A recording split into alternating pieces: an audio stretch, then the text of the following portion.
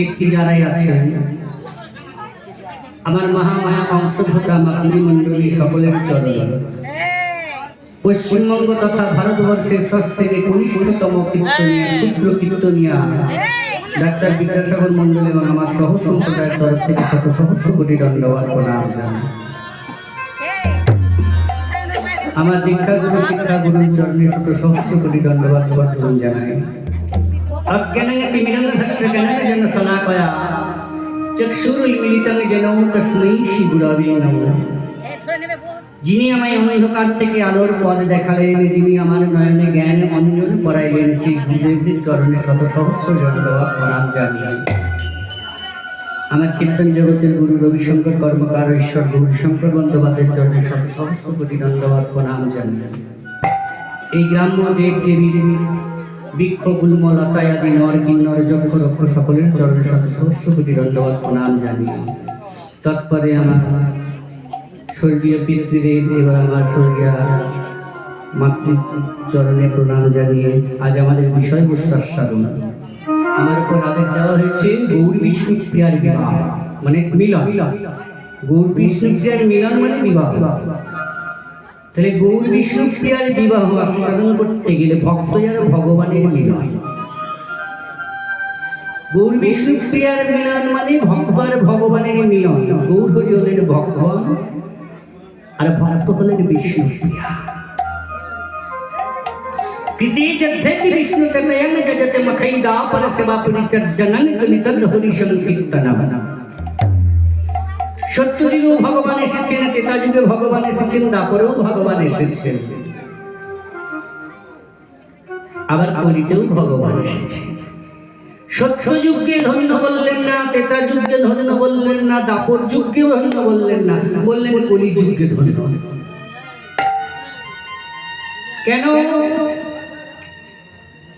এবে অস্ত্র না ধরিব, প্রাণে কাউকে না মারিব, চিত্ত শুদ্ধি করিব স্বভাব।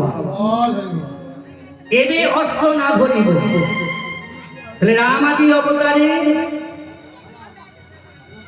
নানাই অস্ত্র ধারণ করেছি, কত কত শত্রুকে নিধন করেছি, তাদের হত্যা করেছি, কিন্তু কলিযুগে আমি কোন শত্রু নিধন করব না, শুধু জীবের চিত্ত শুদ্ধি করব। এই ভগবান এলেন ভক্ত হয়ে। ভগবান ভক্ত হয়ে এলেন। ভক্ত হয়ে আসতে গেলে ভক্তের সঙ্গ লাভ করা ছাড়া ভক্ত হওয়া যায় না। এই জগতেও আমাদের যদি কাউকে ভক্ত হতে হয়, ভক্ত সঙ্গ লাভ করতে হবে, তা না হলে হবে না। আমি ভক্ত হব, হবে না। ভক্ত সঙ্গ লাভ করতে হবে। স্বয়ং ভগবান ভক্ত সঙ্গ লাভ করেননি, ভক্তের কাছে ভিক্ষা করে তবে কলিযুগে ভক্ত হয়েছে। রাসরস আস্বাদনের পর নিধুবনের কুঞ্জবনে যখন শয়নে আছেন দুজনে, শয়নে থাকতে থাকতে হঠাৎ রাধারানী চিৎকার করে উঠলেন, মাধব মাধব, এ কি অপরাধ করলাম, এ কি আমার হয়ে গেল? গোবিন্দ রাধে, তুমি এইভাবে চিৎকার করে উঠলে কেন? তোমার কি হয়েছে তুমি বলো, কিসের দুঃখ, কিসের ব্যথা? মাধব, নারী জীবনে একটা পুরুষ থাকতে, একটা পুরুষকে ভালোবাসতে, আর একটা পুরুষকে যদি ভালোবাসা হয় সেটা বড় অপরাধ।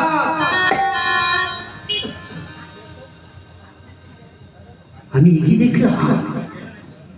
কি হয়েছে না মাধব? আমি শয়নে থাকতে থাকতে নির্ভীত অবস্থায় একটা স্বপ্ন দেখলাম। স্বপ্নে দেখলাম একই অপরূপী পুরুষ,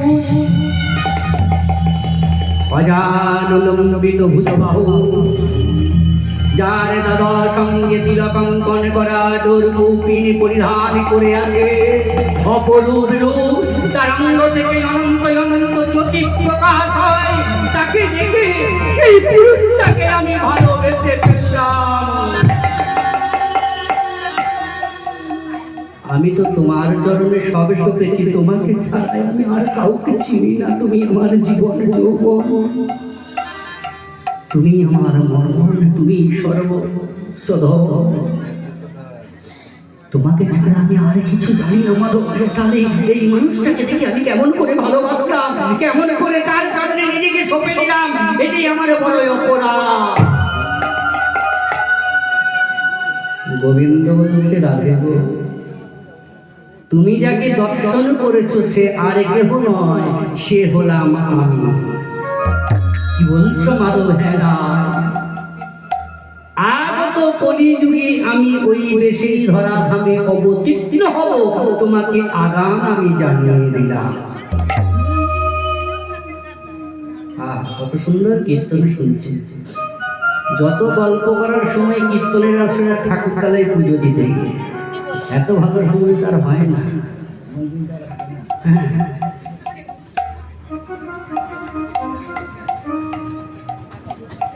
একসঙ্গে সবাই এই সময়টাই জড়ো হবে, কাজেরও কিছু টান থাকে না। শোনো শোনো রাই, আগত কলিযুগে আমি ওই বেশে যাবো, কিন্তু আমি যাব কেমন করে? কেন মাধব? রাধে গো, আমি ভগবান হয়ে আমার কাছে সব আছে, কিন্তু আমার কাছে তিনটি বস্তুর অভাব আছে।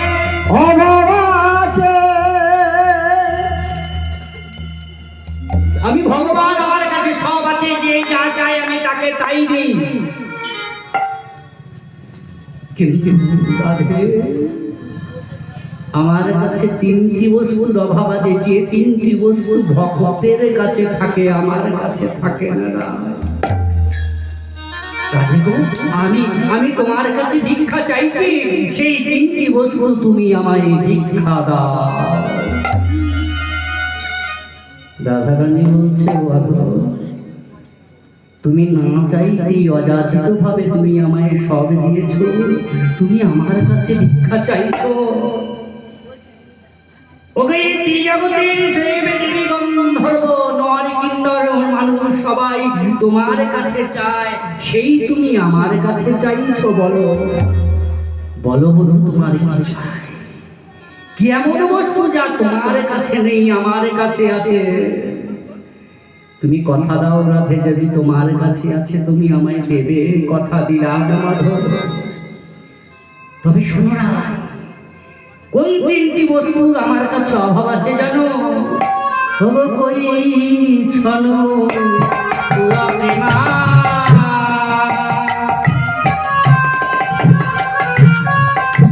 কই ছন মধুরিমা, কই ছন মধুরিমা,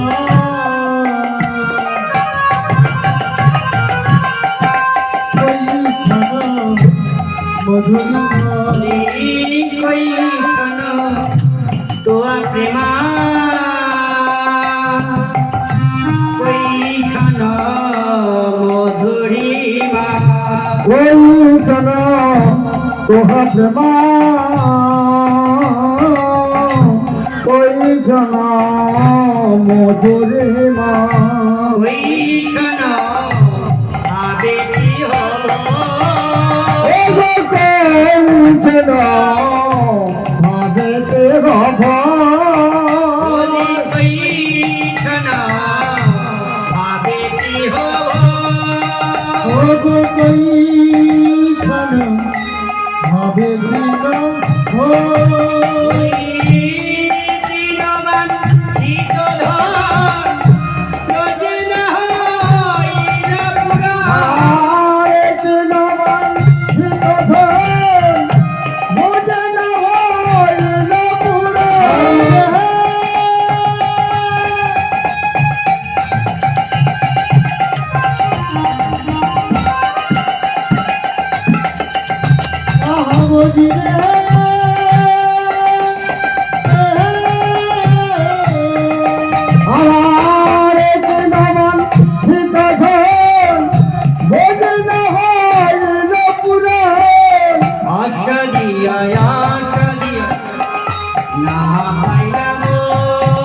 ওই আশা দিয়া না পাইলাম বলি আশা দিয়া না পাইলাম আমি আশা দিয়া না পাইলাম कैचन त्वा प्रेमा कैचन मधुरिमा कैचन भावेति हो एदिन वांछित हन ब्रजेना हইল পুরন আশা দিয়া না পাইলাম রাধে গো ভক্ত ভগবানকে ভালোবাসে ভক্ত ভগবানকে ভালোবাসে ভালোবাসে ভক্তের প্রেমে মহিমাটা কেমন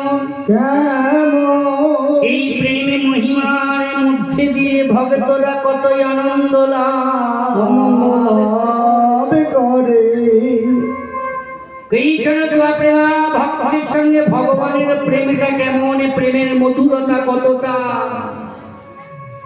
আর এই মধুরতার মধ্যে দিয়ে ভক্তরা কতটা আনন্দ লাভ করে আমি ভগবান হয়ে বুঝতে পারলাম না এই তিনটি রস আস্বাদনের জন্যই আমি কলিযুগে যাব তবে কেমন ভাবে যাব জানো না আমার এই রাজ বেশ থাকবে না মাথায় মনের পাখা থাকবে না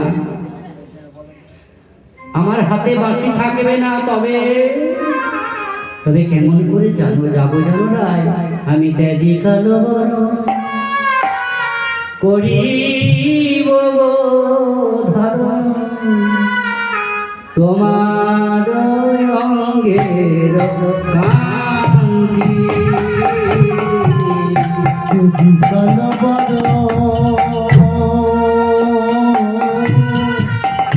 করিব তোমার